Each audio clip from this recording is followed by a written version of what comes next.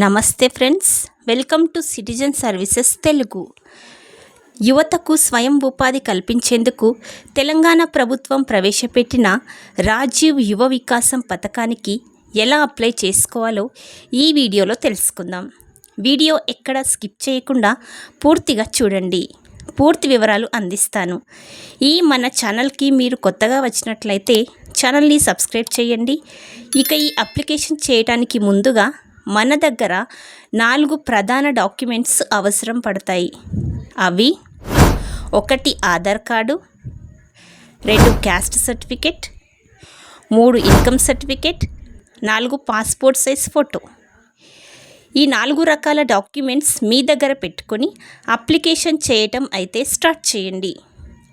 Application ఎలా చేయాలో చూసుకున్నట్లయితే ముందుగా గూగుల్లో OBMMS తెలంగాణ అని టైప్ చేసి సెర్చ్ చేయండి.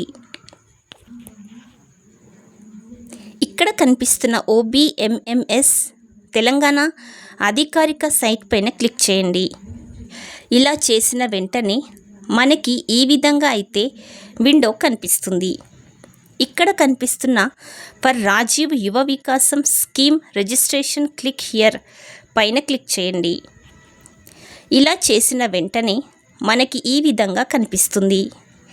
ఇక్కడ click here to application form for Rajiv Yuva Vikasam scheme పైన క్లిక్ చేయండి. ఇలా చేశాక మనకి ఇక్కడ వివిధ SC, ST, BC అని అన్ని రకాల కార్పొరేషన్లో అప్లికేషన్ లింక్స్ కనిపిస్తాయి. ఇక్కడ మనం మనకి సంబంధించిన కార్పొరేషన్ పైన క్లిక్ చేయాలి. ఇక్కడ నేను BC కార్పొరేషన్ రిజిస్ట్రేషన్ పైన క్లిక్ చేస్తున్నాను. ఇలా క్లిక్ చేశాక beneficiary registered form for BC corporation అనే ఫామ్ కనిపిస్తుంది. ఇక్కడ మీ పేరుని ఆధార్లో ఉన్న విధంగా టైప్ చేయండి. తరువాత ఆధార్ నంబర్ టైప్ చేయండి. ఇలా టైప్ చేశాక మన ఫుడ్ సెక్యూరిటీ కార్డ్ నంబర్ ఆటోమేటిక్గా ఇక్కడ కనిపిస్తుంది. తర్వాత ఇక్కడ కనిపిస్తున్న బెనిఫిషరీ టైప్లో ఇండివిజువల్ని సెలెక్ట్ చేసుకోవాలి. తర్వాత ఇక్కడ టైప్ ఆఫ్ ఫైనాన్షియల్ అసిస్టెన్స్లో బ్యాంక్ లింక్డ్ స్కీమ్ని సెలెక్ట్ చేసుకోవాలి. తర్వాత ఇక్కడ సెక్టార్ పైన క్లిక్ చేస్తే సెక్టార్ల లిస్ట్ వస్తుంది. మనకి కావలసిన సెక్టార్ని సెలెక్ట్ చేసుకోవాలి.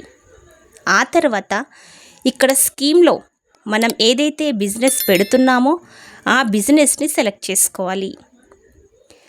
ఇలా చేసుకున్న తర్వాత గో పైన క్లిక్ చేయండి. ఇలా క్లిక్ చేసిన వెంటనే లొకేషన్ డీటెయిల్స్ అడుగుతుంది. ఇక్కడ జిల్లా, మండలం, పంచాయతీ, గ్రామంని సెలెక్ట్ చేసుకోండి. ఆ తర్వాత సెక్టార్ డీటెయిల్స్లో కొన్ని డీటెయిల్స్ ఆటోమేటిక్గా కనిపిస్తాయి. ఇక్కడ యూనిట్ కాస్ట్లో మాత్రం మనం ఎంత అనుకుంటున్నామో ఆ కాస్ట్ని టైప్ చేయాలి. ఇలా టైప్ చేస్తే మనకి ఇక్కడ సబ్సిడీ అమౌంట్ ఎంత, బ్యాంకు లోన్ ఎంత అనే వివరాలు కనిపిస్తాయి. ఆ తర్వాత బ్యాంకు మరియు బ్రాంచ్ని సెలెక్ట్ చేసుకోవాలి. ఇక్కడ ఫాదర్ నేమ్, ఫిజికల్ హ్యాండిక్యాప్డ్ అయితే ఎస్ ఆర్ నో సెలెక్ట్ చేసుకొని ఇక్కడ ఉన్న క్యాస్ట్ని సెలెక్ట్ చేసుకొని క్యాస్ట్ సర్టిఫికేట్ నంబర్ ఇక్కడ టైప్ చేయాలి. ఆ తర్వాత క్వాలిఫికేషన్ ఆప్షన్లో క్వాలిఫికేషన్ సెలెక్ట్ చేసుకోవాలి. ఆ తర్వాత మన మొబైల్ నంబర్ టైప్ చేసి అడ్రస్ టైప్ చేయాలి. ఇక్కడ ఒకవేళ మీరు వల్నరబుల్ గ్రూప్కి చెందిన వారు అయితే ఇక్కడ కనిపిస్తున్న గ్రూప్ పైన సెలెక్ట్ చేసుకోవాలి. లేదంటే ఈ ఆప్షన్ వదిలేయండి. ఆ తర్వాత ఇక్కడ కనిపిస్తున్న అప్లోడ్స్లో లబ్ధిదారుని ఫోటో అప్లోడ్ చేయాలి. పాన్ కార్డ్ మ్యాండేటరీ లేదు కాబట్టి ఉంటే చేయండి, లేదంటే వదిలేయండి.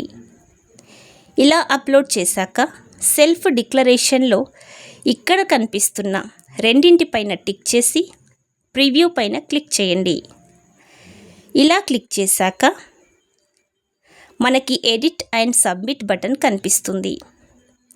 అప్లికేషన్ డీటెయిల్స్ అంతా ఓకే ఉంటే సబ్మిట్ పైన క్లిక్ చేయండి. ఇలా క్లిక్ చేశాక మనకి అప్లికేషన్ అక్నాలెడ్జ్మెంట్ జనరేట్ అవుతుంది.